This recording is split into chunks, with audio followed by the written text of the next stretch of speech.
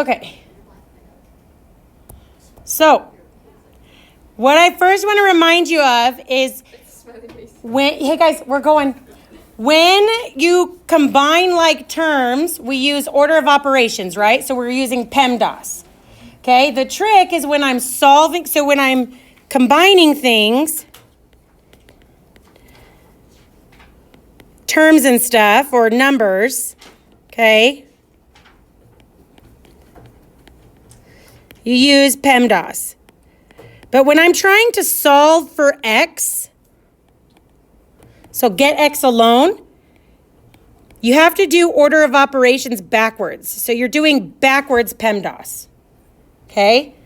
So that's why last time we would always like add something before and we would do exponents last because we had to deal with our addition and subtraction before exponents, okay? So the trick for solving is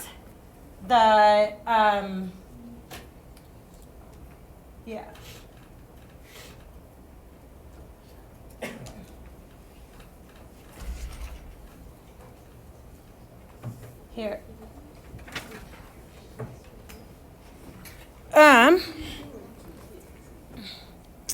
We go backwards PEMDAS. Okay, so let's look at this first one here. A. Is there any addition or subtraction to deal with? Careful, because the x minus 2, that's in parentheses. So that doesn't count as addition or subtraction, it counts as the parentheses. Does that make sense? So like, you don't have to worry, don't do it yet, but I want you to imagine ones like down here. This is what it would look like if I have addition or subtraction outside of the parentheses. Does that make sense? Okay. So that's the tricky part a lot, is that we have to remember that this addition and subtraction is in parentheses, so it counts as the parentheses. Okay. Now we're going to go and, so then I'm ready to get rid of my exponent. Do you see how the exponent is further away from the x than the minus 2? So I'm doing that exponent before I deal with the parentheses because I'm always dealing with like the furthest stuff first. Now last time we always had 2 answers. Why did we always have 2 answers last time? You got it. The exponent is how many answers it is. That's our fundamental theorem of algebra. Okay? When did we put our plus or minus? Right when we square rooted, right? Okay, so this is what's going to be different about perfect squares like this, is that when I have parentheses to deal with, you don't plus or minus at the end. You're plus or minusing because of the square root. So it's going to happen in the middle, not in the end. Okay? I'll show you why that makes a difference in just a second.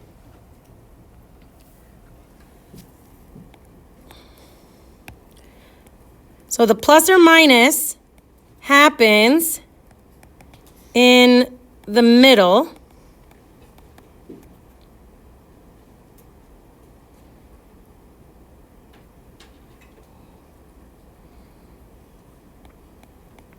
When you square root, not at end.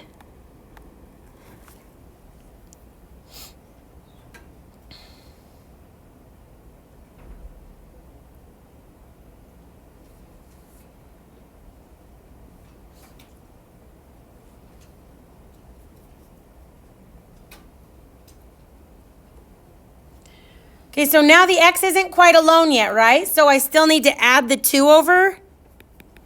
So x equals 2 plus or minus 7.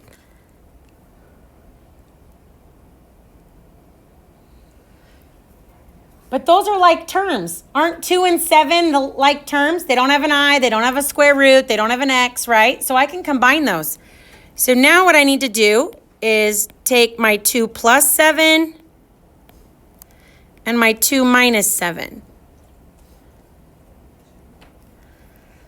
So x equals 9 and x equals, what's 2 minus 7? So close. -5 because the 7's bigger. So that's what makes this a little tricky, is last time our numbers were always the exact same, just plus or minus, but that's because we always square rooted at the very end. This time the square root's happening in the middle. And the plus or minus is there because of the square root.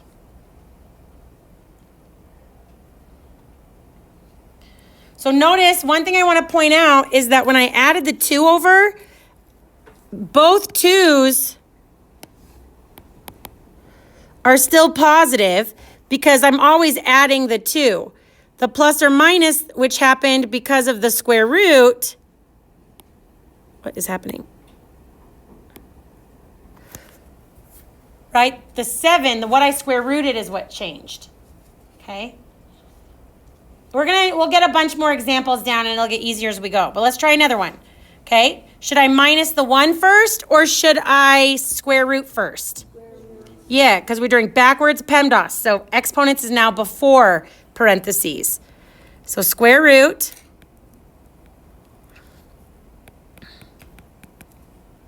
Square root of -4, how does that simplify? Wait, what is 2i? 2i. Plus or minus 2i. What, Kayla? Never mind. So do we do plus or minus on all of these? When you square root, not at the end. When you square root, but yes. Wait, how do you get the 2? Because the square root of 4 is 2, and the negative in the square root makes the I.